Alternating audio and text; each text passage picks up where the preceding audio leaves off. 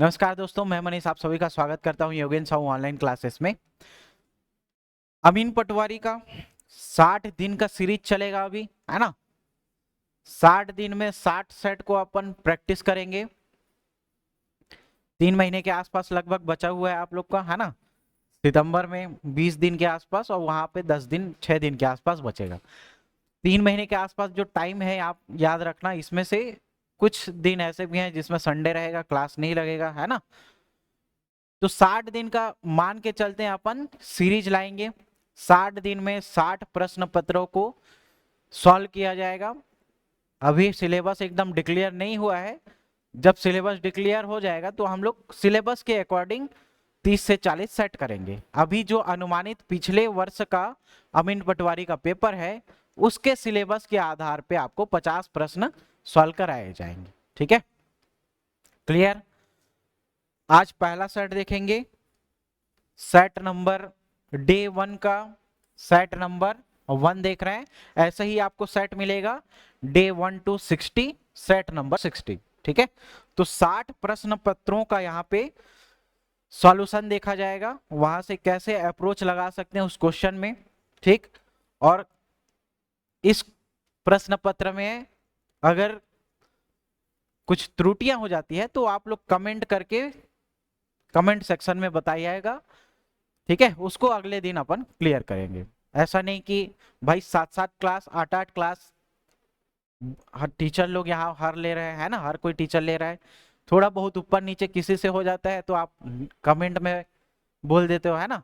तो सर लोगों का, मैडम लोगों का रेस्पेक्ट किया कीजिए, ऐसा किसी के वीडियोस में कमेंट ना कीजिए। ठीक है, कल परसों दीपक सर के वीडियो में देख रहे थे, है ना। तो ऐसे मत बोला कीजिए, 7-7 क्लास 8-8 क्लास लेते हैं तो मानवीय त्रुटि है, हो जाती है गलती, है ना। तो उसको नेक्स्ट वीडियो में क्लियर भी कराया जाता है। ठीक, पहला देखो, पहला क्वेश्चन, निम्नलिखित में से कौन सी एक अभाज्य संख्या है। निम्नलिखित में से कौन सी एक अभाज्य संख्या। तो अभाज्य संख्या जैसे ही आए, अभाज्य संख्या का मतलब क्या होगा, ऐसी संख्या होगी, ऐसी संख्या होगी जो एक से भाग जाए और स्वयं से जाए, स्वयं से जाए। ठीक है, तो दो कंडीशन होना चाहिए जी। अभाज्य संख्या क्या होगी, ऐसी संख्या जो एक से भाग जाए और स्वयं से भाग जाए। ठीक है, ऐसी संख्या होगी जो एक से भाग जाएगा और स्वयं खुद की संख्या से भाग जाएगा, वो क्या कहलाएगा, अभाज्य संख्या कहलाएगा।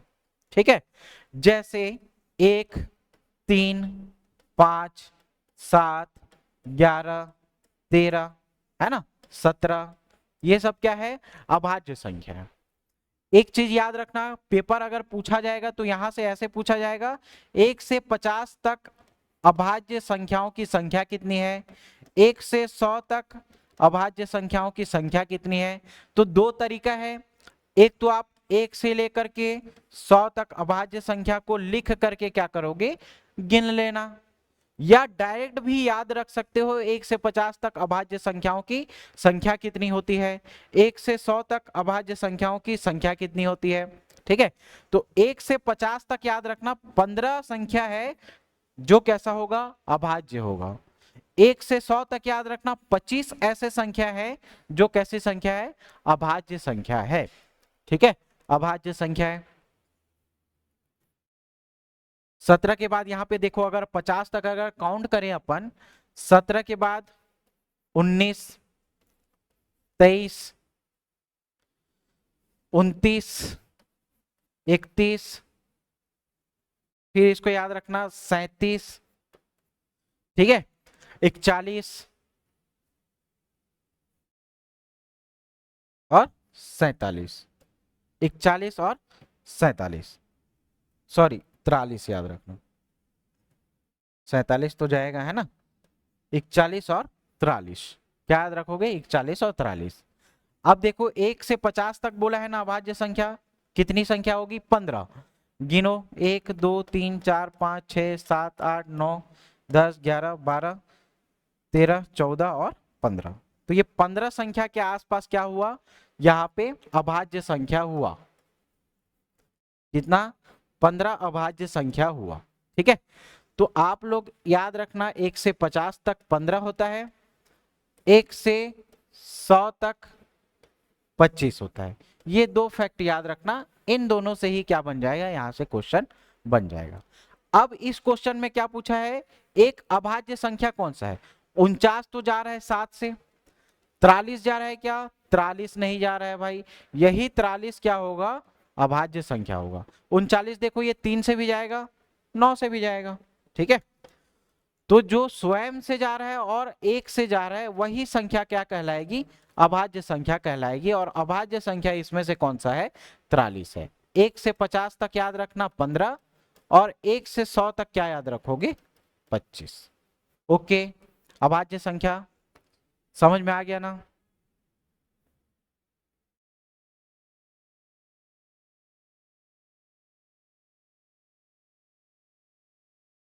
दूसरा क्वेश्चन देखो, 17 का घात 100 के अंतिम 3 अंक होंगे। अंतिम 3 अंक के बारे में पूछ रहा है, तो इसको बनाने के दो तरीके हो सकते हैं। एक तो आप यूनिट डिजिट से बना सकते हो, इसको यूनिट डिजिट से बना सकते हो, या आप घातांक के नियम से भी बना सकते हो। अब देखो दोनों का तरीका क्या है। यूनिट डिजिट क्या होता है जी, मतलब किसी भी संख्या के प्रोबेबली कितने वर्ग हो सकते हैं, कहने का क्या मतलब है। यहां पे देखो, जैसे ये किसका बोल रहा है, 17 का बोल रहा है, तो यहां 7 का अपन देखेंगे, 7 का एक बार देखोगे, 7 एकम 7 जाएगा, 7 का स्क्वायर क्या आएगा, 7 सत्ते 49। तो लास्ट संख्या कितना आ रहा है, 7 आ रहा है। इसमें लास्ट संख्या कितना आ रहा है, 9 आ रहा है। 7 का घात 3 देखोगे आप लोग, तो 7 का घात 3 देखोगे, 49 गुणित 7 करोगे तो कितना आएगा, 343 आएगा। 343, लास्ट का संख्या कितना आ रहा है, 3 आ रहा है। 7 का घात 4 देखोगे, तो 7 का घात 4 मतलब देखो 7 गुणित 7 गुणित 7 गुणित 7, लास्ट में यही आएगा। 7 सत्ते 49 इंटू 7 सत्ते 49, 9 निया क्या आ रहा है, 81, मतलब लास्ट का संख्या क्या आएगा, 1। तो 7 का यहां पे देखोगे तो 7 का 7, 9, 3 और 1, इसके अलावा कोई भी और वर्ग के लास्ट में नहीं आएगा। जब 7 का घात 5 करोगे तो लास्ट में इकाई अंक 7 आएगा। 7 का घात 6 करोगे, लास्ट में इकाई अंक 9 आएगा। तो इन चारों के अलावा कुछ भी नहीं हो सकता, है ना। तो 7 के घात में जितनी संख्या दी हुई है, या 7 का वर्ग देखो यहां क्या बोल रहा है, 100वां। तो 7 का घात 100वां बोल रहा है, मतलब यहां पे 5, 6, 7, 8 राउंड में घूमते जाएगा, मतलब इसी 4 संख्या के अलावा और कोई दूसरा संख्या नहीं आएगा। तो इसको क्या कर सकते हैं अपन, जो ऊपर में है घात में दिया हुआ है, उस 100 को 4 से डिवाइड कर दें तो वही क्या निकल जाएगा, अपना आंसर निकल जाएगा। 4 पूरा पूरा जा रहा है क्या, पूरा पूरा भाग जा रहा है, मतलब 0 आ रहा है ना। कोई शेष फल बच रहा है, नहीं बच रहा है, पूरा पूरा भाग जा रहा है। ठीक, तो 17 का घात 100, यहां पे देखो कोई शेष फल बच रहा है क्या, 1, 2, 3 शेष फल कुछ बच रहा है क्या, नहीं बच रहा है। 17 का घात 0, 0 कहने का क्या मतलब है, किसी भी संख्या का 0 मतलब क्या कहलाएगा, 1 कहलाएगा। तो 1 क्या होगा, उसका आंसर होगा। लेकिन लास्ट के 3 अंक बोल रहा है, ये 1 है, तो यहां पे क्या हो जाएगा, डबल 0 और 1, ऑप्शन नंबर बी हो जाएगा। ये एक तरीका समझ में आया क्या, यूनिट डिजिट से कैसे निकाल सकते हो। तो किसी भी, मतलब देखो 7 का घात है ना, तो 7 के घात में इन 4 संख्या के अलावा कोई दूसरा संख्या इकाई अंक में नहीं आएगा। तो इसमें जो घात दिया हुआ है, उस घात को अपन 4 से भाग करेंगे तो हम लोग क्या निकालेंगे, इसका आंसर निकाल सकते हैं। पहला तरीका ये हुआ। दूसरा तरीका देखो, 17 का घात 100 आ रहा है ना, तो 17 का घात अपन देखो 4 कर सकते हैं क्या, 17 का घात 4, इसका गुणा किससे करेंगे, 25 से। 25 400 मतलब वही है, 25 400 मतलब वही है ना। अब इसका 7 का 4 बार गुणा देखो, 17 गुणित 17 गुणित 17 गुणित 17, इसका पूरे का घात क्या दिख रहा है अपने को, 4 दिख रहा है, और इसका घात कितना दिख रहा है, 25 दिख रहा है। अगर यहां पे मैं इकाई अंक निकालूं 7 सत्ते 49, यहां पे निकालो 7 सत्ते 49 और 9 का 9 से गुणा करोगे क्या आएगा 81 लास्ट में आएगा, है ना। तो लास्ट में अंक क्या दिख रहा है अपने को, 1 दिख रहा है, मतलब 1 का घात 4 और इस पूरे का घात कितना दिख रहा है 25 दिख रहा है।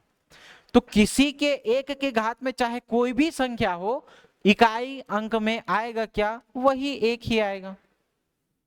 ठीक है, तो ये दोनों तरीका से आप क्या कर सकते हो, इसका आंसर निकाल सकते हो। एक आ रहा है मतलब अंतिम 3 अंक क्या आएगा 0 0 1, ये दो तरीका समझ में आएगा। एक यूनिट डिजिट से निकाल सकते हो, दूसरा घातांक के नियम से निकाल सकते हो। देखो 17 का घात 100 है तो 17 का घात 4 गुणित 25 कर सकते हैं, है ना। और 17 में यहाँ पे गुणा करोगे, आखिरी में अंक क्या आ रहा है 1 आ रहा है, और 1 का कुछ भी घात हो लास्ट में संख्या क्या आएगा 1 ही आएगा। तो ये भी तरीका क्या है आप सॉल्व कर सकते हो। तो ऑप्शन नंबर बी क्या हो जाएगा, इसका सही हो जाएगा। 17 का घात 100 का अंतिम 3 अंक क्या होगा 0 0 1, ऑप्शन नंबर बी ये क्या होगा सही होगा। ठीक है, तो दोनों तरीका यूज कर सकते हो, जो तरीका आपको अच्छा लगे। तीसरे नंबर का क्वेश्चन देखो, तीसरे नंबर का क्वेश्चन, जब एक संख्या को 171 से भाग दिया जाता है तो शेष फल 40 होता है। यदि उस संख्या को 19 से भाग दिया जाए तो शेष क्या होगा। 2 बार ये क्वेश्चन आ चुका है सीजी व्यापम में, और इसका एकदम बहुत यूनिक मेथड बता रहा हूं, मतलब कुछ ही सेकंड में आप क्या करोगे यहां से आंसर निकाल लोगे। क्या बोल रहा है, जब एक संख्या को 171 से भाग दिया जाता है तो शेष कितना बचता है 40। किसी एक संख्या को 171 से भाग दिया जाए तो 40 क्या बचेगा शेष बचेगा। यदि उसी संख्या, मतलब ये जो संख्या है, अब उसी संख्या को अपन 19 से भाग दें तो शेष क्या बचेगा। तो जो यहां पे संख्या दिख रहा है उस संख्या को तो लेना ही नहीं है, उसका तो कोई मतलब ही नहीं है। मतलब किससे है, शेष फल से है। ये संख्या है 171 से भाग देंगे तो बचेगा वही, अब शेषफल जो बच रहा है इस संख्या को भी इससे शेषफल से भाग देंगे तो संख्या आएगा वही।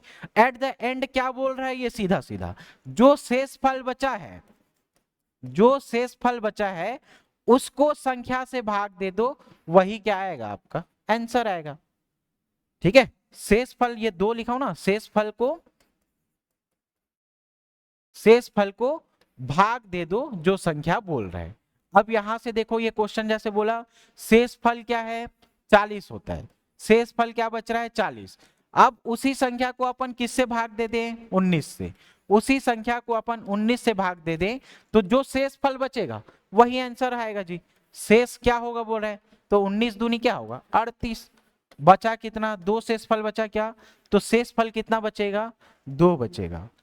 इस वाले पैटर्न में याद रखना, ये 2 से 3 बार क्वेश्चन पूछ चुका है। तो इसमें डायरेक्ट ये लंबा चौड़ा जो दिख रहा है 171 से भाग दिया जाए, इससे कोई मतलब नहीं है। जितना शेष फल बच रहा है, जिससे संख्या से भाग देने के लिए बोल रहा है, उसको सीधा सीधा शेष फल से भाग दे दो।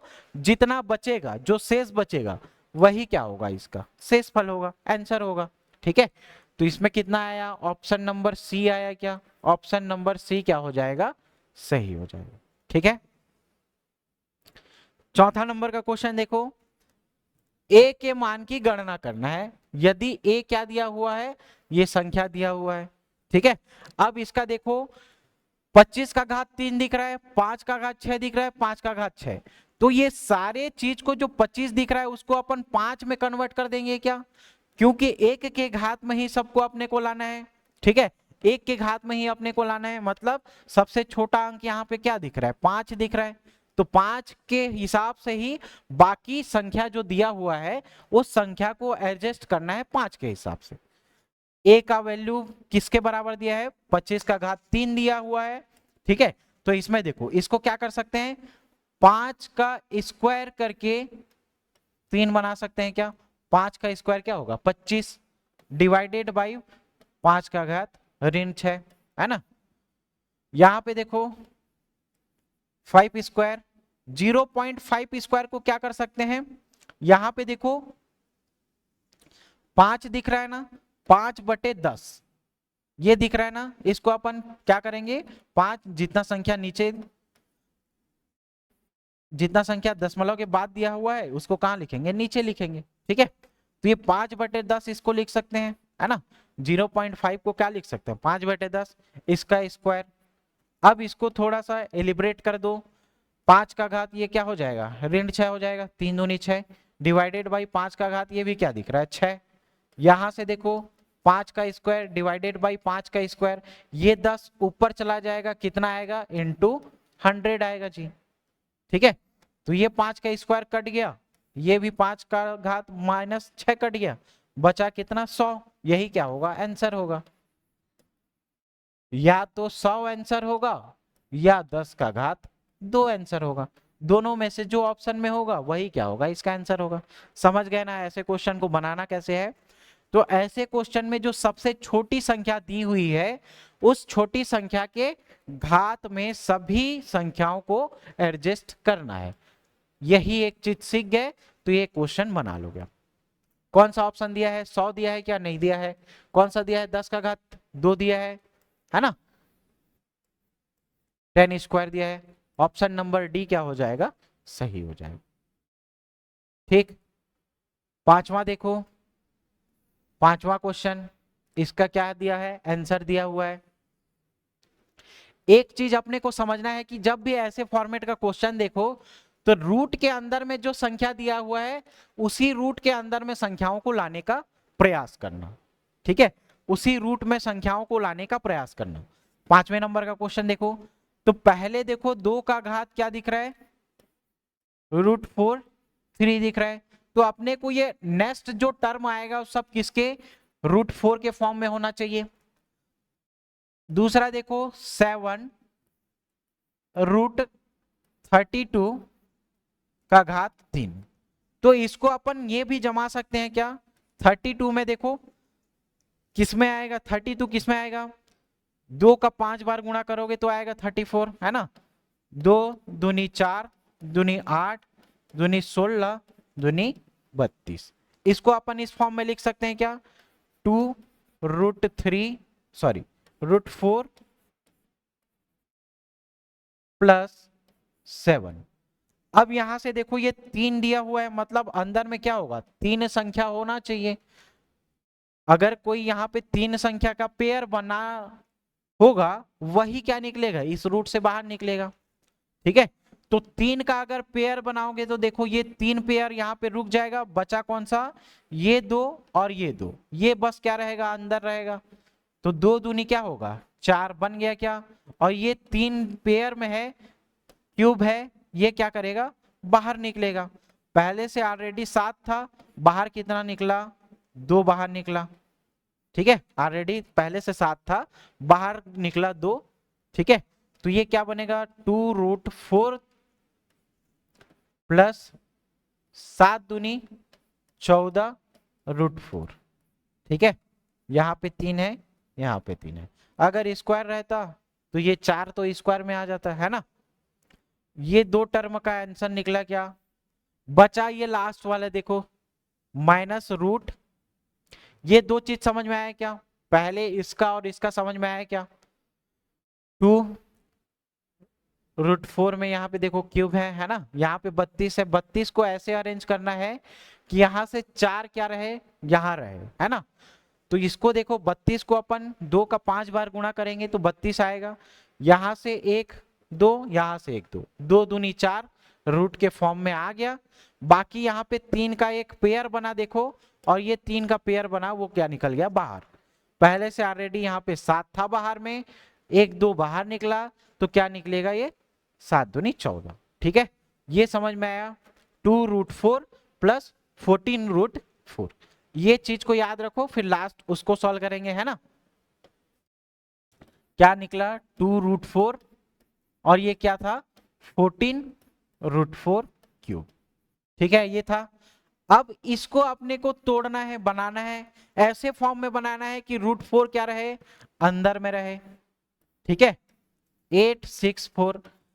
अब इसको बनाओगे कैसे, तो इसका एलसीएम निकाल लेना, 864 इसका क्या करोगे, एलसीएम निकालोगे, तो ये 2 से जाएगा, 3 से जाएगा, है ना, ऐसे करके ये जाएगा, है ना। तो इसका पूरा एलसीएम निकाल लेना। एलसीएम निकालने के बाद आपको यहाँ पे क्या देखने को मिलेगा, यहां से याद रखना -√864 है ना, एक बनेगा 2 का पेयर, एक बनेगा 2 का पेयर, ठीक है। 3 है देखो, तो 3, अब किसका बनेगा पेयर, 3 का पेयर बनेगा, एक किसका बनेगा, 3 का पेयर बनेगा, और लास्ट में बचेगा क्या, 2 इंटू 2। एलसीएम निकाल लेना, इतना एलसीएम आएगा इसका, देखना 864 का। 4 से भी करोगे, है ना, 4 से भी कर सकते हो इसको।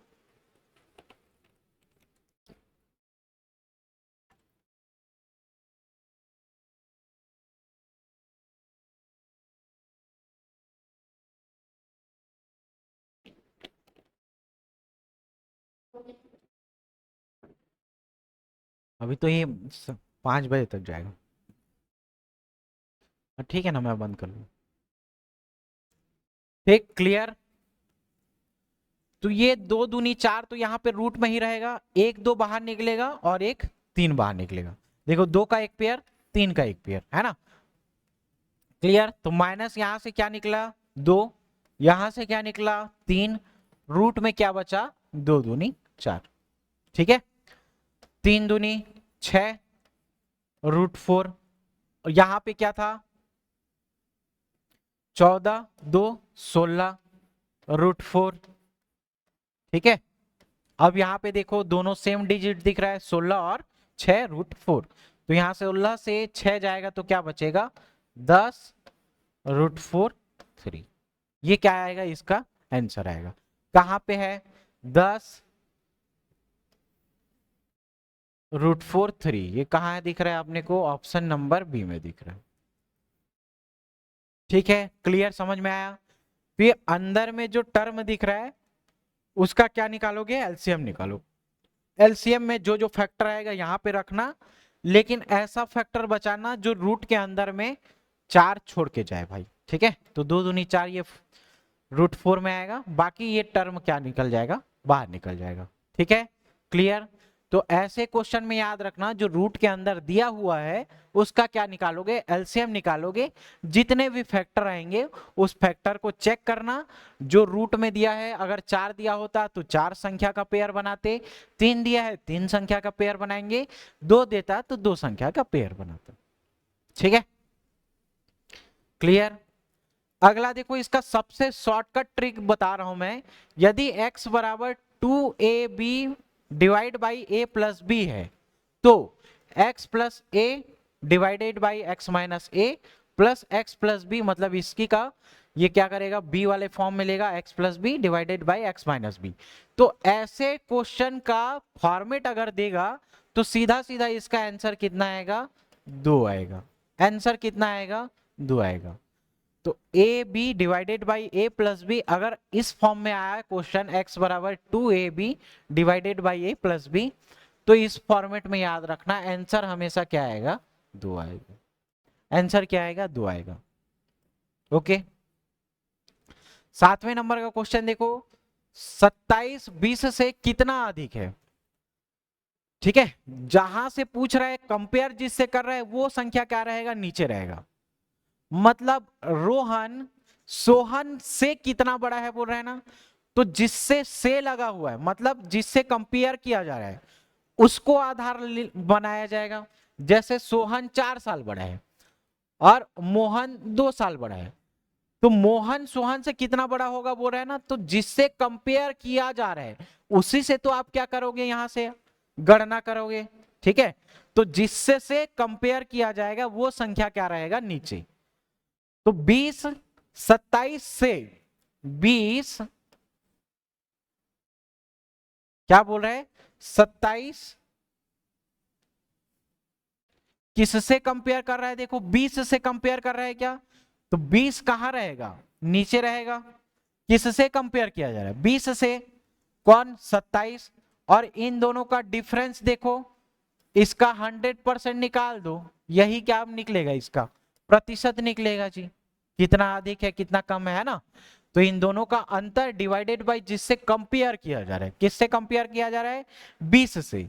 तो यहां पे देखो डिफरेंस कितना आएगा, 7 बटे क्या निकलेगा, 20 इनटू क्या, 100, कटेगा क्या, 20 पंचे 100, 5 सत्ते 35, 35% क्या आएगा इसका आंसर आएगा। तो जिससे कंपेयर किया जाता है, याद रखना, जिससे कंपेयर किया जाता है वो संख्या कहां रहेगी, नीचे रहेगी भाई। जिससे कंपेयर किया जाएगा वो संख्या कहां रहेगा, नीचे रहेगा। 35% कौन से ऑप्शन में है, ऑप्शन नंबर ए में है 35%। ठीक है। 8वें नंबर का क्वेश्चन देखो, यदि एक संख्या का 25% 75% है तो उस संख्या का 45% कितना होगा। ऐसे क्वेश्चन में 1% निकालना, 1% में जो फिर पूछेगा बाद में क्वेश्चन वो क्या होगा, उससे आप क्या करोगे, आंसर निकालोगे, है ना। तो किसी संख्या का जैसे x मान के भी चलोगे तो भी आप क्या करोगे, निकाल सकते हो, डायरेक्ट मानोगे तो भी निकाल सकते हो। यदि एक संख्या का 25%, सीधा सीधा क्या पूछ रहा है, 25% किसके बराबर है, 75% के बराबर है। ठीक है। तो उस संख्या का 45% कितना होगा। अगर इस संख्या का अगर मैं 1% निकालूं तो क्या हो जाएगा, 75 बटे 75%, है ना। तो ये परसेंट परसेंट काट दो, ठीक है। 75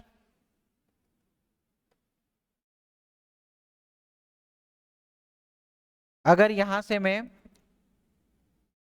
इसका 1% निकाल दूं, 1% में क्या आएगा, इसका परसेंट है, ये परसेंट कैंसल, ये परसेंट कैंसल, है ना। 25 बटे क्या आएगा, 75 बटे क्या आएगा, 25। अगर 25% किसके बराबर दिया है, 75% के बराबर दिया है, तो अगर मैं इसका 1% निकालूं तो 75 बटे क्या होगा, 25 होगा। अब इसका 100% बोले, 50% बोले या 45% बोले, तो 45% क्या हो जाएगा, 75 डिवाइडेड बाई 25 इनटू क्या आएगा, 45%। यही क्या आएगा, इसका आंसर आ जाएगा जी, है ना। इसी से कंपेयर करने के लिए बोल रहे हैं। तो 25 दिया 75, है ना, और इसको मल्टीप्लाई करोगे 135। ठीक है, कितना आ रहा है, 135। ओके, क्लियर है।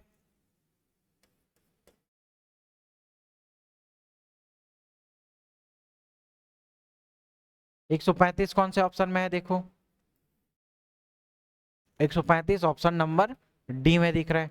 ये समझ में आया क्या, 25% 75 के बराबर है, तो इसका अगर मैं 1% निकालूं तो 75 बटे 25 आएगा। अब इसमें जितना परसेंट पूछा हुआ है उस परसेंट को गुणा कर दो, वही क्या आएगा, आपका आंसर आ जाएगा। ऑप्शन नंबर डी 135 क्या होगा, सही होगा जी।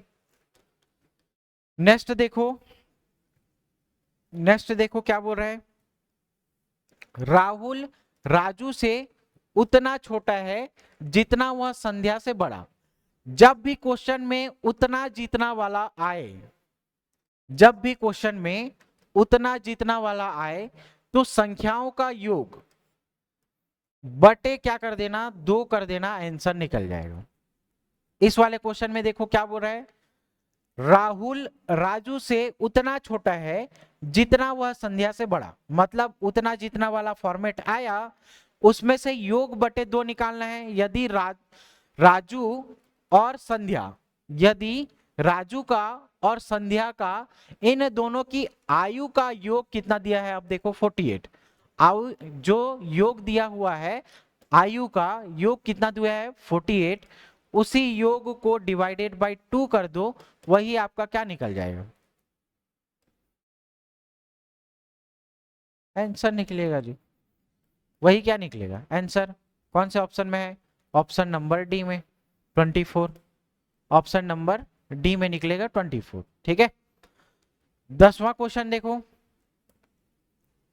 10वां क्वेश्चन देखो, यदि 4 पृथक इलेक्ट्रॉनिक उपकरण क्रमशः प्रत्येक 30 मिनट में, दूसरा 1 घंटा में, 1.5 घंटा में, 1 घंटा 45 मिनट में एक बार बीप देता है, मतलब एक बार बजता है, सभी उपकरणों में यदि 12 बजे दोपहर को एक साथ बजा है, ठीक है, एक साथ दोपहर 12 बजे बचा है, जो क्या करेगा फिर समय समय के साथ वो अलग अलग अंतराल में चालू होगा, तो एक ऐसा टाइम आएगा जिसमें फिर से सभी मिल करके क्या देंगे, एक बीफ देंगे। आप जाओगे तो चले जाओ ना, ठीक है, क्लियर, समझ में आया। एक साथ बीफ या ध्वनि कितना होगा, तो इसका क्या करेंगे जी, सबसे पहले तो इसका सबका मिनट बराबर कर लेंगे, घंटे में अगर करें, है ना, देखो ये 30 मिनट में दिया हुआ है, इसको अगर घंटे में दिया है तो सबको अपन किस में कन्वर्ट कर लेते हैं, एक बार मिनट में कर लेते हैं, फिर उसका क्या निकाल देंगे, एलसीएम निकाल देंगे, ठीक है। 30 मिनट दिया हुआ है, एक घंटा मतलब 60 मिनट, डेढ़ घंटा मतलब 90 मिनट, एक घंटा 45 मिनट मतलब 105 मिनट। अगर इसका मैं एलसीएम निकाल दूं तो क्या आ जाएगा, इसका आंसर निकल जाएगा, एलसीएम निकाल दूं, है ना, तो दो का देखो 15 दूनी 30, 30 दूनी 60, 45 दूनी 90, ये तो नहीं जाएगा, 105 रहने दो इसको चुपचाप, है ना। फिर ये देखो किससे जा रहा है, 3 से जा रहा है, 3 एक कम, ठीक है। अब ये किससे जाएगा, 5 से जाएगा जी, सीधा सीधा, 5 एक कम, 5 दूनी 10, 5 तिया 15, 5 सत्ते 35, और किसी से, अब 2 से 3 से और 7 से जाएगा, ठीक है, तो इसको गुणा कर लो, 5 दूनी 10, 10 तिया 30, 30 दूनी 60, 30 दूनी 60, और 7 14 7 तिया 21, ठीक है, 21, 6 का गुणा करो, 6 एक कम 6, 6 दूनी 12, 0, 1260 इसका क्या आ गया, एलसीएम आ गया। तो 1260 मिनट के बाद ये क्या होगा, सब पुनः एक साथ फिर से बजेगा। 1260 मिनट मतलब इसको घंटे से अगर काटें तो क्या हो जाएगा, 6 दूनी 12, 6 एक कम 6, तो 21 घंटे के बाद क्या होगा, सब घंटी पुनः एक साथ क्या करेंगी, बजेंगी। 21 घंटे के बाद पुनः एक साथ वो बजेंगे, ठीक है। यहां पे देखो एक साथ कब बजे हैं, दोपहर का 12 बजे, तो इसका पूरा 24 घंटा करेंगे तो फिर से क्या आएगा, दोपहर का 12 ही बजेगा।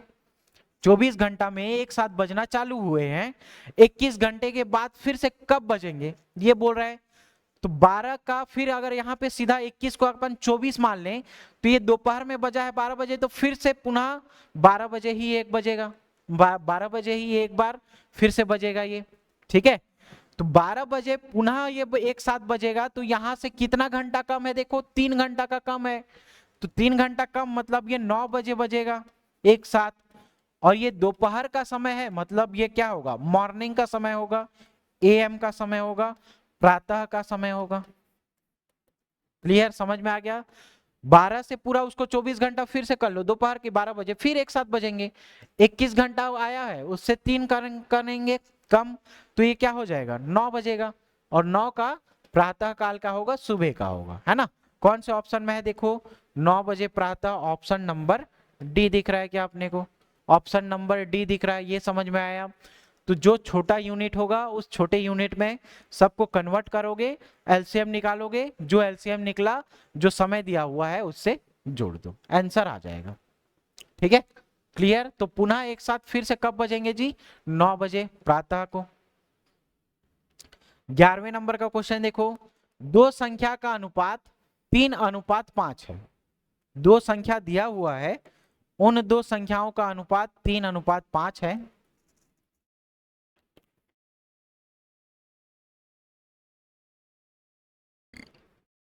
ठीक है। यदि प्रत्येक पद में 9 घटाया जाए तो उनका अनुपात 12:23 हो जाता है, उनका अनुपात कितना हो जाता है, 12:23 हो जाता है,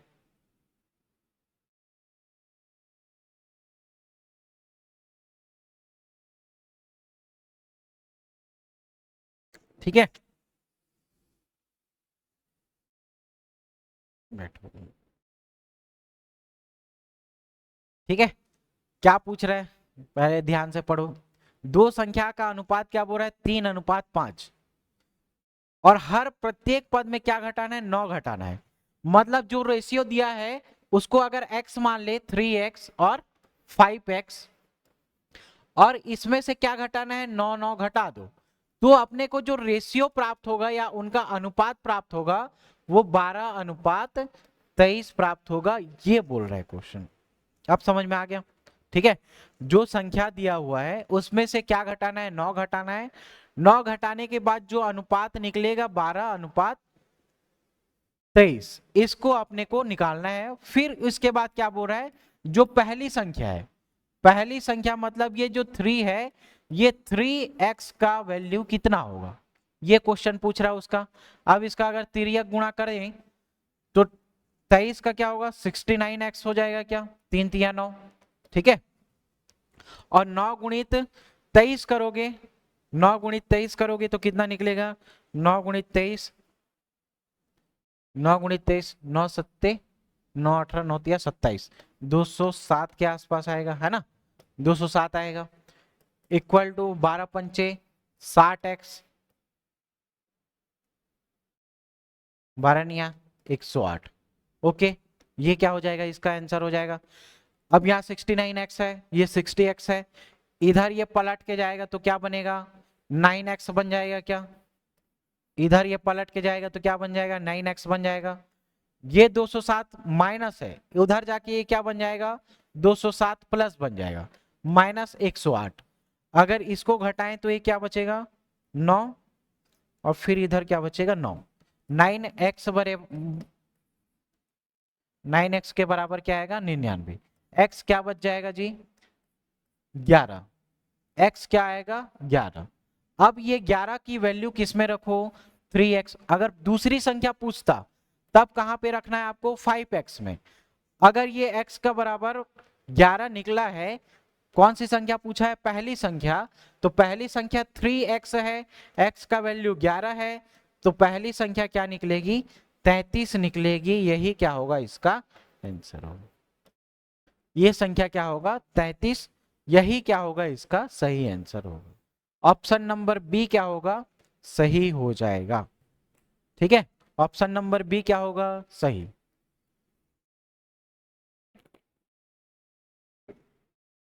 समझ में आया, ऑप्शन नंबर बी 33 सही होगा। अब ये पैसे वाला देखो, एक बैग में 50 पैसे, 25 पैसे और 10 पैसे के सिक्के हैं, जिनका अनुपात क्या दिया है, 5:9:4 के अनुपात में रखे गए हैं, जिनका समस्त मूल्य कितना बोल रहा है, 206 रुपया है। तब विभिन्न सिक्कों की संख्या क्या होगी।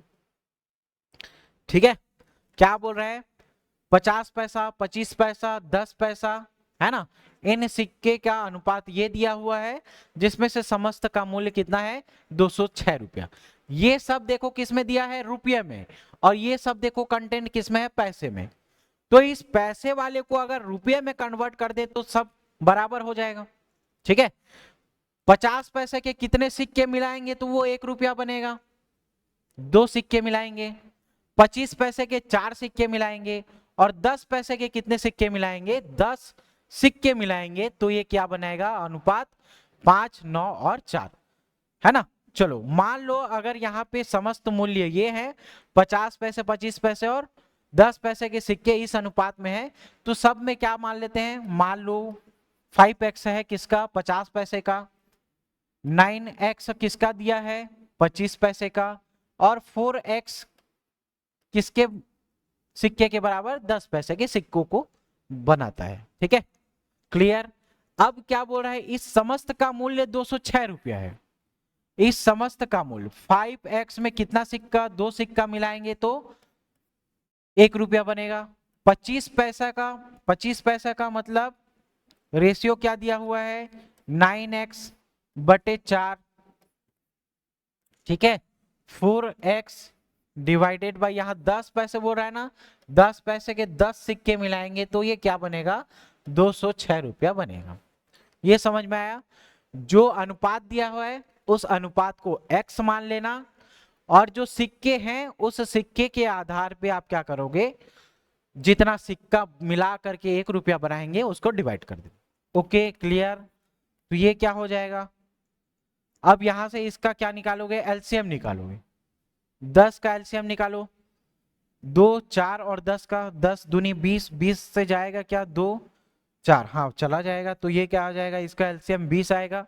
2 दहम 10, 10 पंचे 50x, ऊपर से गुणा करेंगे तो 4 पंचे 9 पंचे 45x, प्लस यहाँ पे देखो 10 से भाग दो, 2 बार जाएगा, 4 दूनी 8x, ओके, बराबर कितना आएगा 206 के बराबर।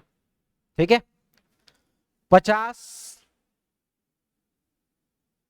40 90 5 95 5 100 और 103, 103x के बराबर क्या आएगा 206 इंटू क्या करोगे 20, ये 20 क्या हो जाएगा, इससे गुणा हो जाएगा जी, ये 20 इससे गुणा हो जाएगा, तो 103 दूनी क्या हो जाएगा 206, और x का वैल्यू क्या निकलेगा 2 दूनी 4, कितना निकला 40 निकला, x का वैल्यू कितना निकला 40 निकला। अब इसमें से x का वैल्यू 40 निकला है,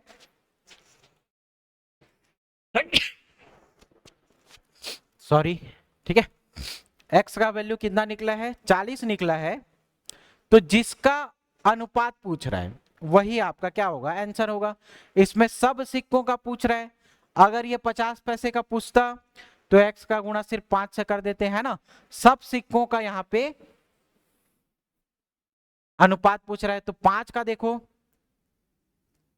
यहां पे देखो 40 गुणित 5 करोगे 5 चौ 20, 200 सिक्के 5 पैसे के, कौन सा 50 पैसे के आएंगे, ठीक है, 25 पैसे के सिक्कों की संख्या देखो 9 चौ 36, 360 सिक्के, और यहां पे 4 में रखोगे 4 चौ 16, 160 सिक्के।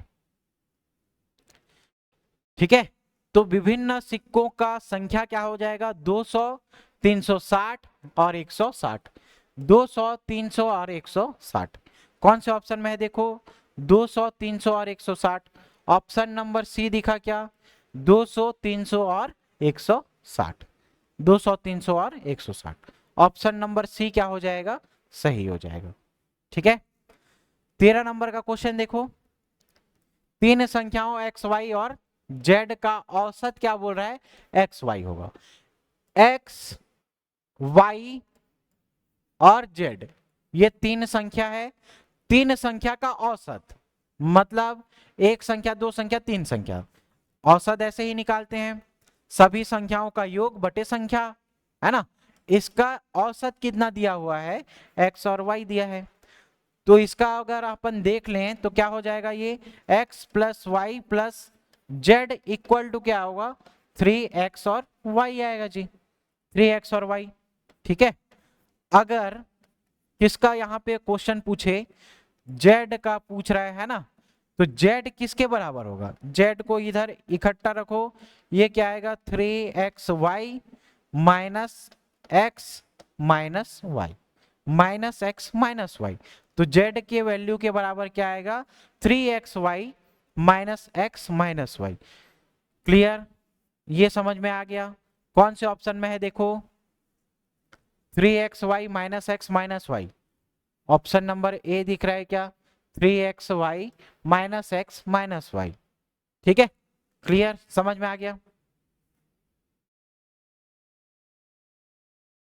नेक्स्ट देखो 14 नंबर का क्वेश्चन, 25 संख्याओं का औसत क्या है शून्य है, इनमें से अधिकतम कितनी संख्याएं शून्य हो सकती है। ठीक है, 25 संख्याओं का औसत बोल रहा है शून्य है, इनमें अधिकतम कितनी संख्या शून्य होगी, तो एक को छोड़ के बाकी सभी संख्याएं क्या होंगी शून्य होंगी, एक को छोड़ के, है ना, ऑप्शन नंबर बी क्या होगा सही हो जाएगा। नेक्स्ट देखो, एक को छोड़ के बाकी संख्या शून्य होगा भाई, है ना, एक को छोड़ के बाकी संख्या क्या होगा शून्य होगा।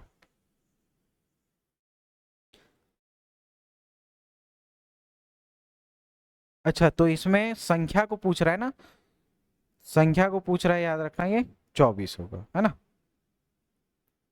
संख्या को पूछ रहा है 24 होगा इसका आंसर, एक संख्या शून्य नहीं होगी बाकी शून्य होगी, तो ये क्या पूछ रहा है शून्य कितना होगा पूछ रहा है ना, तो शून्य से अधिक कितना होगा 24 संख्या ऐसे होंगे जो क्या होगा शून्य से अधिक होगा, एक संख्या शून्य नहीं होगा, है ना। तो शून्य से अधिक कितना, 24। क्लियर। इसका ऑप्शन क्या आएगा, ऑप्शन नंबर 24 आएगा, ऑप्शन नंबर सी, यही क्या आएगा इसका आंसर। 15 क्वेश्चन देखो, 15वां नंबर का क्वेश्चन, किसी अशून्य संख्या और उसके वर्ग का औसत। अशून्य संख्या मतलब क्या है, वो 1 2 3 4 5 कुछ भी हो सकता है। तो अशून्य संख्या को चलो मान लेते हैं अपन, क्या मान लें, x मान लें। जो अशून्य संख्या है उसको अपन क्या मान लेते हैं, x मान लेते हैं। ठीक है, जो क्वेश्चन बोल रहा है फिर उसी के हिसाब से देखो। अशून्य संख्या और उसके वर्ग का औसत, अशून्य संख्या, अशून्य संख्या और उसके वर्ग मतलब इस संख्या का वर्ग, इनका औसत, औसत मतलब ये एक संख्या, ये एक संख्या, कितनी संख्या टोटल, दो संख्या। क्या बोल रहा है देखो, किसी अशून्य संख्या, अशून्य संख्या x है और उसका वर्ग मतलब इस संख्या का वर्ग का औसत मान, का औसत मान मतलब एक संख्या दो संख्या, इसका औसत मान क्या है, 2।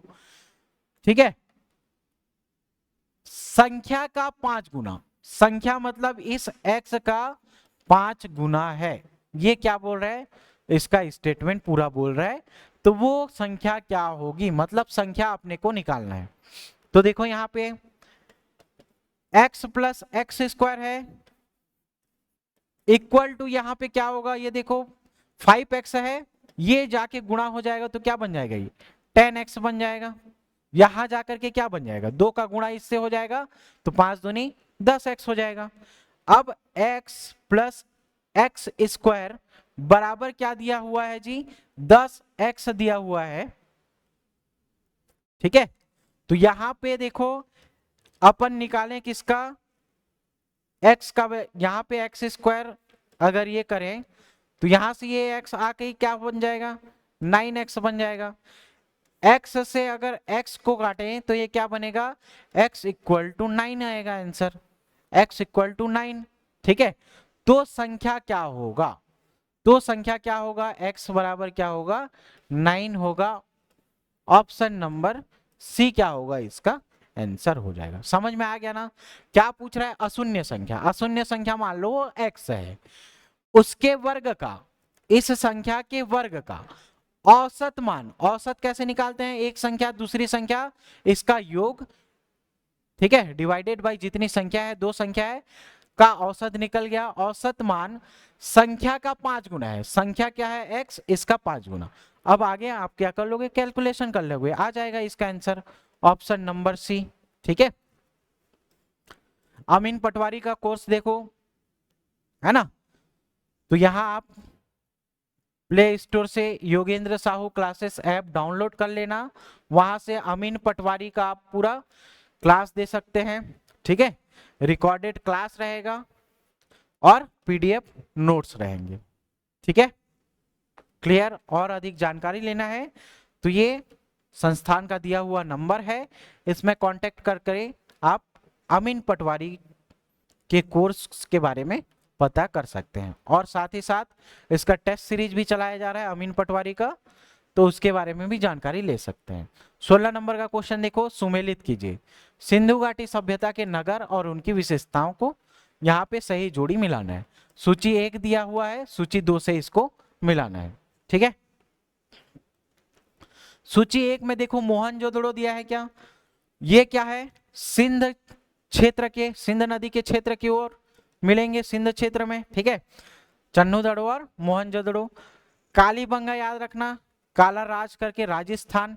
लोथल क्या है, गोदीवाड़ा है जो कहां पे है, गुजरात में। ठीक है, इसमें से क्या विशेषता है, उस विशेषता का यहाँ पे सुमेलित करना है। तो मोहनजोदड़ो में याद रखना यहाँ पे क्या मिला है, विशाल स्नानागार मिले हैं। चन्नूदड़ो में याद रखना मोती और मनके बनाने का कारखाना है। कालीबंगा में याद रखना, कालीबंगा में हवन कुंड। और लोथल क्या है, एक प्रकार का बंदरगाह या गोदीवाड़ा है। ठीक है, क्लियर। ए का क्या दिख रहा है, ऑप्शन नंबर 3 दिख रहा है। बी का क्या है, 1 है। सी का 4 है और डी का क्या दिख रहा है, 2 दिख रहा है। 3 1 4 और 2 कौन से ऑप्शन में है? देखो 3 1 4 और 2, 3 1 4 और 2, ऑप्शन नंबर सी है क्या? 3 1 4 और 2, ये ऑप्शन नंबर सी क्या हो जाएगा? सही हो जाएगा। 3 1 4 और 2 क्या सही होगा? 3 1 4 और 2। ठीक है। अर्नेस्ट मैके ने सिंधु घाटी सभ्यता का काल निर्धारण किया था और इसका डेट क्या बताया था इन्होंने? 2800 से 2500 ईस्वी तक के काल को इन्होंने क्या बोला? अर्नेस्ट मैके ने सिंधु सभ्यता का काल बोला था। सिंधु सभ्यता का प्रसिद्ध नगर धौलावीरा कहाँ स्थित है? तो धौलावीरा याद रखना, वीरा से विस्ट, वीरा से विस्ट। ठीक है, तो विस्ट ने इसकी खोज की थी। ठीक है, अपने नहर के लिए जाना जाता है, ये सिंचाई व्यवस्था के लिए जाना जाता है। कौन से जगह में है याद रखना? तो ये याद रखना गुजरात में। कहां पे है? गुजरात में। ठीक है, गुजरात में और भी कौन कौन से स्थल हैं? तो इसको ट्रिक से याद रखना आप लोग, ये क्वेश्चन पूछा जाता है, ट्रिक से याद रखना। DSLR, DSLR नाम सुने हो ना जी, जहां से फोटो लेते हो, अच्छा अच्छा वाला है ना। तो डी से याद रखना, डी से धौलावीरा, डी से याद रखना धौलावीरा। एस से सुरकोतड़ा याद रखना, सुरकोतड़ा। एल से याद रखना लोथल, और आर से याद रखना रंगपुर। ये सभी स्थान कहां के हैं? गुजरात के हैं। ये सभी स्थान कहां के हैं याद रखना? गुजरात के। क्या? DSLR, डी से धौलावीरा, एस से सुरकोतड़ा, एल से लोथल, और आर से याद रखना रंगपुर। ये सब कहां के हैं? गुजरात में। तो धौलावीरा पूछ रहा है कहां पे है? देखो option number c Gujarat, option number c Gujarat, ये क्या होगा? सही हो जाएगा। 19वां नंबर का क्वेश्चन देखो क्या पूछ रहे हैं। अग्रिम अनुमान 2024-25 में सकल राज्य घरेलू उत्पाद GSDP बाजार मूल्य में कितना होगा, है ना। तो GSDP बाजार मूल्य पूछ रहा है, बाजार मूल्य में हमेशा ज्यादा होता है जी, है ना। तो कितना दिया हुआ है? 329,772 करोड़, 329,772 याद रखना। ठीक है, यहां पे भी देखो 329,352 दिया हुआ है, तो इसको याद रखना 752, 329,752। ठीक है, स्थिर दर पर 2023-24 की तुलना में चालू वर्ष में 2024-25 के राज्य के सकल घरेलू उत्पाद में कितने प्रतिशत की वृद्धि अनुमानित है? तो कितने प्रतिशत की वृद्धि अनुमानित है? पिछले वर्ष की तुलना में बोल रहा है। GSDP में, GSDP में पिछले 2023-24 की तुलना से कितना ज्यादा है? तो कितना वृद्धि अनुमानित हुआ है जी? तो ये याद रखना 7.51%। ठीक है, कितना वृद्धि हुआ है? 7.51%। ऑप्शन नंबर 1 क्या होगा? सही होगा, 7.51% सही होगा। 21 नंबर का देखो क्वेश्चन। मुगल सम्राट अकबर से संबंधित निम्नलिखित कथनों को पढ़िए और सही उत्तर को चुनना है। सबसे पहला कथन नंबर 1 क्या दिया हुआ है? तानसेन रामबली पांडे को मुगल सम्राट अकबर द्वारा प्रदान की गई पदवी थी। तानसेन की पदवी राम बली पांडे को दी गई थी। तो राम बली पांडे है कि राम तनु पांडे है जी? राम तनु पांडे है, याद रखना। ठीक है, क्या है? राम तनु पांडे। यहां पे क्या दिया हुआ है? राम बली पांडे। तो ये कथन नंबर 1 क्या होगा? गलत होगा। राम बली पांडे नहीं होगा, राम तनु पांडे होगा। पहला स्टेटमेंट गलत है। अकबर का विवाह राजा मान सिंह की बहन के साथ हुआ था। नहीं भाई, अकबर का जो पुत्र था, अकबर का पुत्र था जहांगीर। ठीक है, इस जहांगीर से किसकी शादी हुई थी? मान सिंह की जो बहन है मान बाई, उसकी क्या हुई थी? शादी हुई थी। ठीक है, लेकिन यहां क्या बोल रहा है? अकबर का विवाह। अकबर का विवाह हुआ था क्या? नहीं। अकबर का जो बेटा था जहांगीर, इस जहांगीर के साथ मान सिंह की जो बहन है मानबाई, उसकी शादी हुई थी। अबुल फजल आईने अकबरी के लेखक थे। हाँ बिल्कुल सही है। लेकिन आईने अकबरी नाम मात्र का अकबर का है, बाकी लिखा इसका किसके समय है, अबुल फजल के बारे में, वो स्वयं के बारे में लिख दिया है, और एक दो पन्ना बस अकबर के बारे में लिखा है ना। ये भी चालू आदमी था, कौन, अबुल फजल। तो अबुल फजल आईने अकबरी के लेखक थे, सही है, लेकिन अकबर के बारे में ज्यादा वर्णित नहीं है, स्वयं के बारे में ज्यादा लिखे हैं। तो ये ऑप्शन क्या है, सही है। चौथा कथन देखो, राजा टोडरमल अकबर की सेना के क्या थे, प्रधान सेनापति थे। कौन, राजा टोडरमल अकबर की सेना के प्रधान सेनापति थे। तो टोडरमल क्या थे जी, यहां पे एक सेनापति नहीं थे, क्या थे, तो यहां अकबर के दरबार में क्या थे, ये दीवान थे, ठीक है। और इन्होंने एक व्यवस्था लाया था, दहसाला बंदोबस्त, दहसाला पद्धति याद रखना, ठीक है। जो राजस्व से संबंधित मामला था, राजस्व से संबंधित मामला, किससे संबंधित मामला था, राजस्व से संबंधित मामला था, ठीक है। तो ये ऑप्शन क्या दिख रहा है अपने को, गलत दिख रहा है, चौथा नंबर का, प्रधान सेनापति नहीं था, है ना, प्रधान सेनापति नहीं था। ओके, समझ में आया। तो क्या गलत है, पहला गलत है, दूसरा गलत है, चौथा गलत है। कौन सा सही है, केवल ऑप्शन नंबर 3 सही है। और इसमें क्या पूछा है, सही उत्तर, तो सही उत्तर केवल क्या होगा, कथन नंबर 3 सही होगा। केवल क्या सही होगा, कथन नंबर 3 क्या होगा, सही होगा।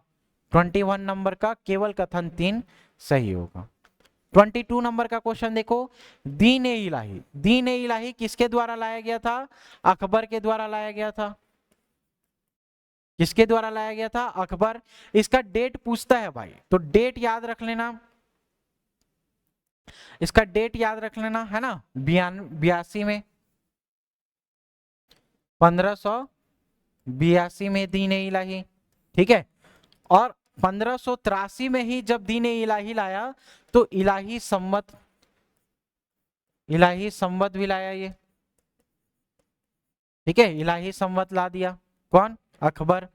और ये दीन ए इलाही को स्वीकार करने वाला जो पहला हिंदू शासक था या पहला हिंदू व्यक्ति था, वो उसी का चहेता कौन था, बीरबल।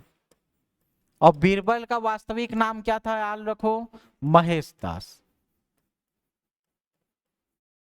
ठीक है। बीरबल का असली नाम क्या था, महेश दास था। तो दीन ए इलाही किसने प्रारंभ किया था, अकबर ने प्रारंभ किया था, कब, 82 में। 83 में इलाही संवत, हिंदू था, सबसे पहले एक्सेप्ट करने वाला कौन, बीरबल, उसका नाम क्या था, वास्तविक नाम महेश था। Okay, clear. 22 नंबर का। 23 नंबर का देखो क्वेश्चन, एक जबरदस्त क्वेश्चन है, ठीक है। क्या बोल रहा है, अनुसूची 2 में क्या सम्मिलित नहीं है, पूछ रहे हैं।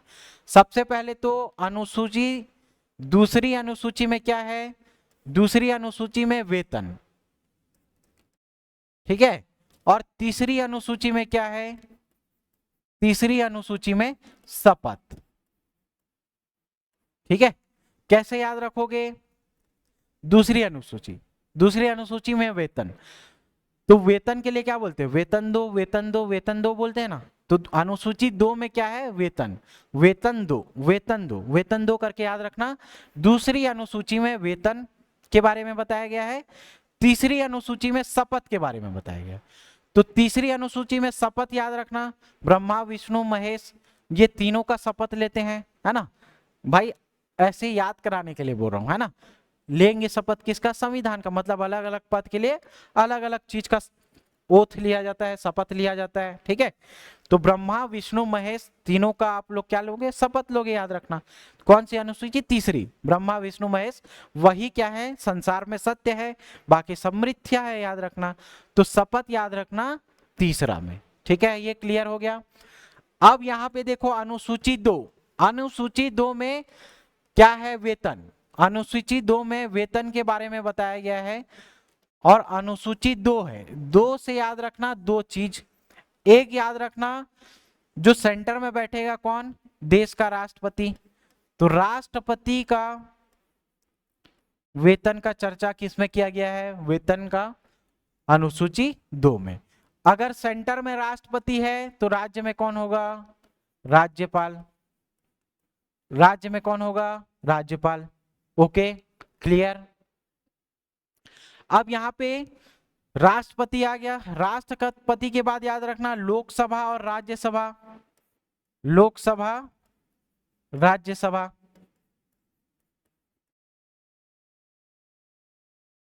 लोकसभा का अध्यक्ष और उपाध्यक्ष, अध्यक्ष और उपाध्यक्ष। तो यहां राज्य में भी कौन होगा? जैसे यहां लोकसभा है तो यहां पे क्या होगा?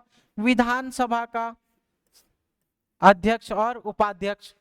यहां पे देखो राज्यसभा है, राज्यसभा के सभापति और उपसभापति। राज्यसभा के सभापति और उपसभापति। तो तो यहां पे क्या होगा? विधान परिषद, विधान परिषद के सभापति और उपसभापति। ठीक है। फिर आएगा सुप्रीम कोर्ट। तो सुप्रीम कोर्ट के मुख्य न्यायाधीश और अन्य न्यायाधीश, और अन्य न्यायाधीश याद रखना। जब यहां सुप्रीम कोर्ट आ रहा है तो यहां पे क्या आएगा? हाई कोर्ट के न्यायाधीश, मुख्य न्यायाधीश और अन्य न्यायाधीश। अब ये राज्य वाला खत्म। यहां पे एक याद रखना अलग से कैग, ठीक है, नियंत्रक एवं महालेखा परीक्षक। ठीक है, नियंत्रक एवं महालेखा परीक्षक। ये इतने लोगों के वेतन के बारे में किसमें बताया गया है? अनुसूची 2 के बारे में बताया। अनुसूची 2 में इतने लोगों के बारे में बताया गया है। तो 2 में 2 करके याद रखना, वेतन 2 करके, वेतन 2 अनुसूची में वेतन। और इसमें 2 भागों में याद रखना, एक राज्य के लिए और एक केंद्र के लिए। केंद्र में कौन होगा? राष्ट्रपति। राज्य में कौन होगा? राज्यपाल। केंद्र में लोकसभा और राज्यसभा। तो यहां पे क्या होगा? विधानसभा, विधान परिषद। सुप्रीम कोर्ट के मुख्य न्यायाधीश और अन्य न्यायाधीश। वहां पे याद रखना हाई कोर्ट के न्यायाधीश और अन्य न्यायाधीश। और यहाँ पे अलग से क्या याद रखोगे? कैग याद रखना। ठीक है, इतनों के बारे में, वेतन के बारे में अनुसूची 2 में बताया गया है। ठीक है। अब इसमें से देखो कहीं पे कौन कौन सा अनुसूची 2 में सम्मिलित नहीं है, पूछ रहा है। इतने लोगों का है तो ठीक है, किसका सम्मिलित नहीं है?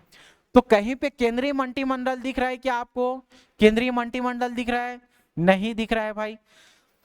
अब ये मंत्रिमंडल देखना आप 4 भागों में, एक कैबिनेट मंत्री होगा, एक राज्य मंत्री होगा, एक संसदीय सचिव होगा। राज्य मंत्री भी 2 भागों में बटा होगा। ठीक है, राज्य मंत्री, ठीक है, राज्य मंत्री उप मंत्री में बटा होगा, और उप मंत्री स्वतंत्र प्रभार। अब इसके बारे में क्या होता है, ये इसको चर्चा करेंगे तो 10-15 मिनट इसमें जाएगा, है ना। तो मंत्रियों का याद रखना, कैबिनेट मंत्री, राज्य मंत्री, संसदीय सचिव मंत्री, है ना। और राज्य मंत्री 2 भागों में बटा होगा, एक को बोलेंगे अपन उप मंत्री और एक को बोलेंगे उप मंत्री स्वतंत्र प्रभार। इसके बारे में किसी और क्लास में चर्चा करेंगे। ठीक है, ठीक। तो मंत्रिमंडल तो नहीं होगा, पहला ऑप्शन तो गलत है, मतलब इसी का सम्मिलित नहीं है जी। संसद के लिए निर्वाचन हेतु अभ्यर्थी का शपथ होता है, अभ्यर्थी का शपथ होता है ना, ना कि वेतन। यहाँ पे क्या लिखा है देखो, वेतन के बारे में बताया गया, तो ये वेतन नहीं होगा, है ना, ये भी ऑप्शन गलत है। संसद के सदस्य, संसद के सदस्य ये भी नहीं होगा जी। ठीक है, संसद के सदस्य मतलब लोकसभा का जो सदस्य होगा, राज्यसभा का जो सदस्य होगा, वो भी इसमें आएगा, तो गलत है ना भाई। लोकसभा का केवल अध्यक्ष बोला जा रहा है यहाँ पे। ठीक है, सर्वोच्च न्यायालय के मुख्य न्यायाधीश और अन्य न्यायाधीश, हाँ ये क्या दिया जाता है? चौथा नंबर दिया जाता है, सर्वोच्च न्यायालय के मुख्य न्यायाधीश और अन्य न्यायाधीश। राज्य मंत्री पद का, तो राज्य मंत्री पद का भी यहाँ पे नहीं दिया जाता। ठीक है, राज्य मंत्री 2 प्रकार के होंगे, उप मंत्री और उप मंत्री स्वतंत्र प्रभार। तो 1 नहीं है, 2 नहीं है, 3 नहीं है, सुमेलित नहीं है भाई। ठीक है, इसमें आता तो ये सुमेलित होता। क्लियर? 1 2 3 किसी ऑप्शन में नहीं होगा, है ना, 1 2 3।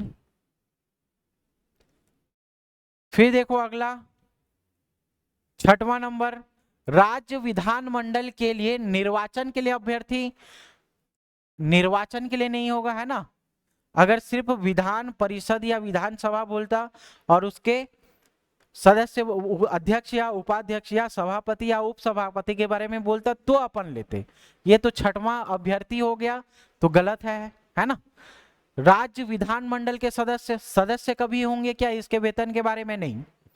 उच्च न्यायालय के न्यायाधीश, हाँ ये हो सकता है ना। भारत के नियंत्रक और महालेखा परीक्षक, ये भी सुमेलित है। तो सुमेलित कौन कौन से नहीं है पूछ रहा है, तो कोई ऑप्शन दिख रहा है क्या आपको? 7, 6, ठीक है, किसी ऑप्शन में नहीं दिख रहा है, देखो, ठीक है। ये क्या होगा? ऑप्शन नंबर डी हो जाएगा जी, ऑप्शन नंबर डी हो जाएगा। किसी का उल्लेख नहीं है ना, मतलब सुमेलित नहीं है पूछ रहा है ना, कौन सा सम्मिलित है, तो किसी ऑप्शन के आधार पे नहीं मिल रहा है आपको, ठीक है। सुमेलित नहीं है बोल रहा है, एक सुमेलित नहीं है, दो सुमेलित नहीं है, तीन सुमेलित नहीं है, पांच सुमेलित नहीं है, ठीक है। 1, 3, 5, 6 भी सुमेलित नहीं है, इस ऑप्शन में तो 6 है नहीं, तो ये ऑप्शन गलत हो गया। इस ऑप्शन में 1, 2 नहीं है, ये भी सुमेलित नहीं होगा, गलत हो जाएगा। 1, 2, 3, 4, 4 भी दे दिया है इस ऑप्शन में, देखो, तो यहाँ पे तो ये सुमेलित है ना जी, जबकि ये सम्मिलित नहीं है पूछ रहा है। जबकि सुप्रीम कोर्ट के मुख्य न्यायाधीश और अन्य न्यायाधीश के वेतन सम्मिलित होते हैं अनुसूची 2 में, इसीलिए क्या हो जाएगा, ये ऑप्शन नंबर डी हो जाएगा। किसी भी पद का यहाँ पे उल्लेख सही ऑप्शन मैच नहीं कर रहा है, ठीक है। तो ये ऑप्शन नंबर डी क्या हो जाएगा, सही हो जाएगा। 24वें नंबर का क्वेश्चन देखो, सुमेलित कीजिए। सुमेलित करना है किसको किसको, तो तीसरा में क्या बताया हमें, ब्रह्मा विष्णु महेश, उसी का शपथ लेंगे।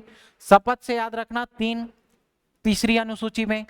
4 में स्थानों का आवंटन होता है, राज्यसभा के स्थानों का आवंटन, है ना, 4 लोगों का स्थान, ठीक है। हमेशा वही 4 लोगों के स्थान के बारे में सोचते हो कि वो 4 लोग क्या बोलेंगे अगर मैं सफल नहीं हुआ, असफल हो गया तो, है ना। तो हमेशा किसके बारे में सोचेंगे, यही 4 लोगों के बारे में सोचते हैं, ठीक। तो 4 में क्या हो जाएगा याद रखना जी, चतुर्थ अनुसूची में याद रखना राज्यसभा के स्थानों का आवंटन दिया हुआ है, राज्यसभा के स्थानों का आवंटन दिया है, ठीक है। इन दोनों के आधार पे भी अगर आप मिलाओगे तो भी ऑप्शन क्या हो जाएगा, सही हो जाएगा, है ना।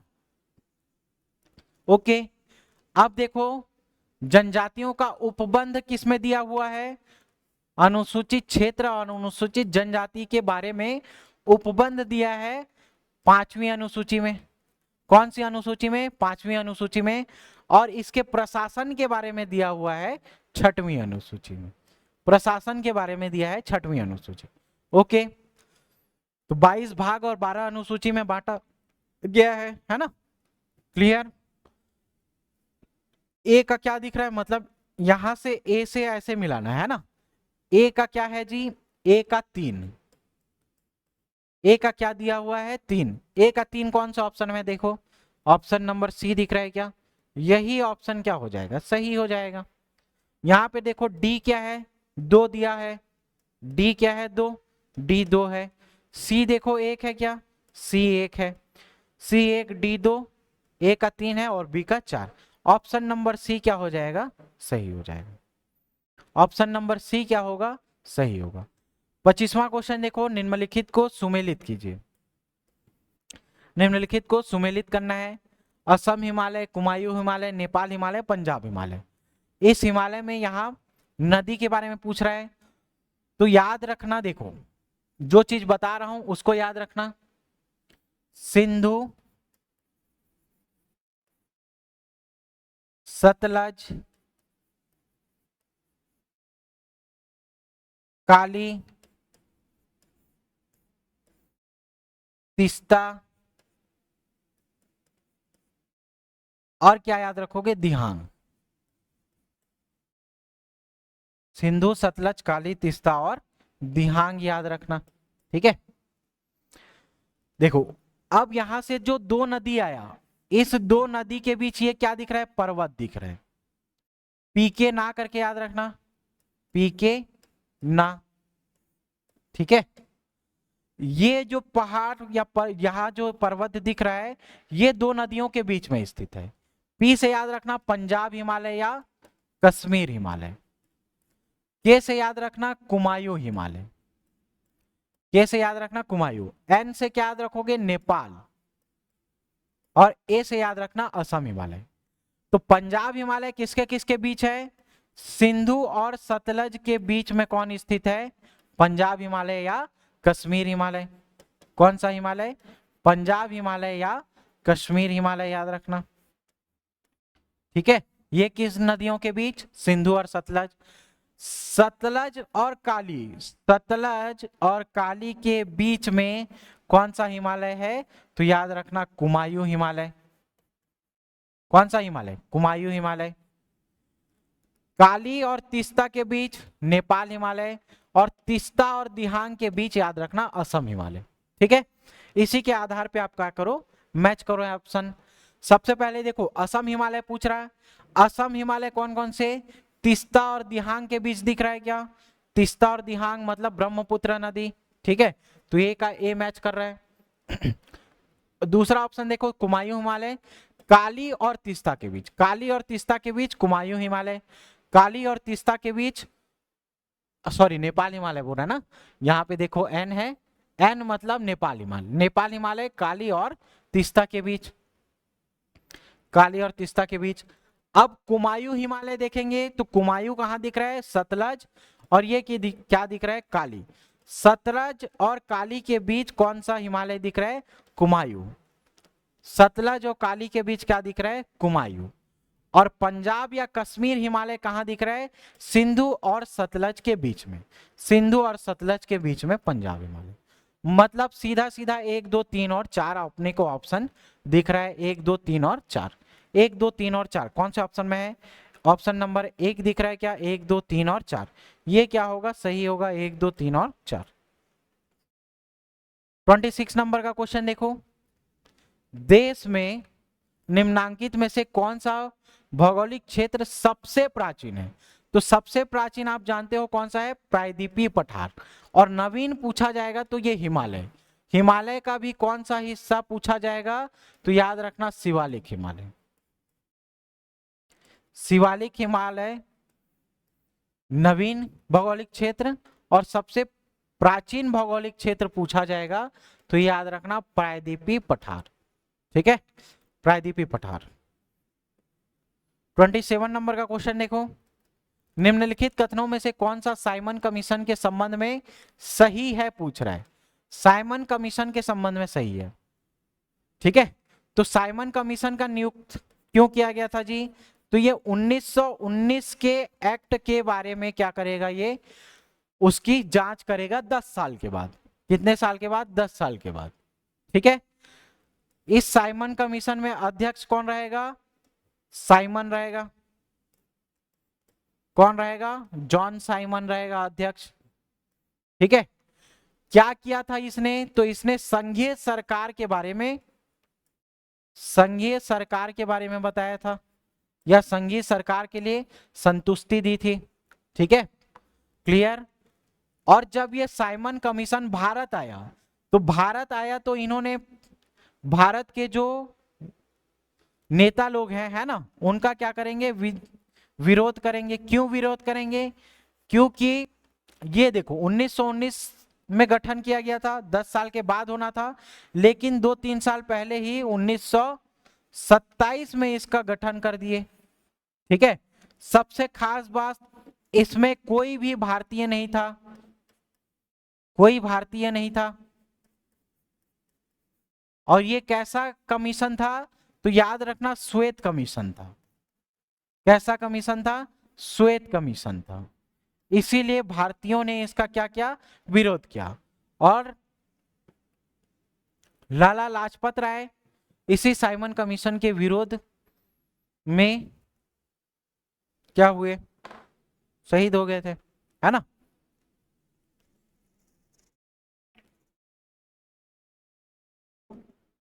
Okay, clear. अब देखो कौन सा कथन सही है। तो इतना अपन ताम झाम देखे 1919 जॉन साइमन संघीय सरकार, 10 साल के बाद नियुक्ति, है ना, विरोध किए भारतीय लोग। अब देखो इसमें कौन सा कथन सही है पूछ रहे हैं, है ना, सही उत्तर 1919 के एक्ट के क्रियान्वयन की पूछताछ के लिए की गई थी क्या? हाँ बिल्कुल सही है भाई। इसके अध्यक्ष कौन है? जॉन साइमन, ये भी सही है। संघीय प्रकार की सरकार के लिए संतुष्टि की थी क्या? ये भी सही है। भारतीय नेताओं ने इनका विरोध किया था कि समर्थन किया था? विरोध किया था। क्यों? क्योंकि श्वेत लोग थे। तो ऑप्शन नंबर डी क्या हो जाएगा? शहीद। ठीक है, ऑप्शन नंबर डी क्या हो जाएगा? सही हो जाएगा। और 3 फरवरी 1928 को ये कहां आए थे? भारत आए थे। लाला लाजपत राय घायल हुए थे, कहां घायल हुए थे? साइमन कमीशन के विरोध में लाठीचार्ज हुआ था और इनके ऊपर जो लाठी बरसाए, फिर लाला लाजपत राय ने क्या कहा था, क्या वक्तव्य दिया था कि एक एक लाठी जो मेरे ऊपर बरसी है वो क्या करेगी? ब्रिटिश सरकार के शासन पे, ब्रिटिश सरकार के शासन में या ब्रिटिश सरकार के ताबूत में आखिरी कील ठोक रही है ना।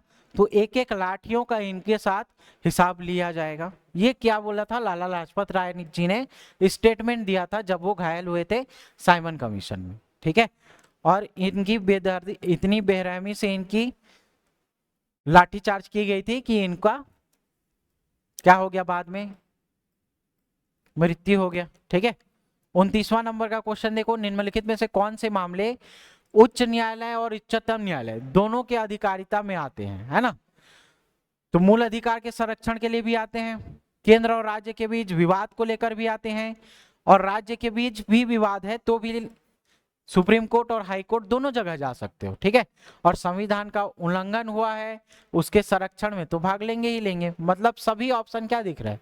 उच्च न्यायालय और उच्चतम न्यायालय दोनों की अधिकारिता में आते हैं। ठीक है, उच्चतम न्यायालय और उच्च न्यायालय दोनों की अधिकारिता क्षेत्र में आएगा।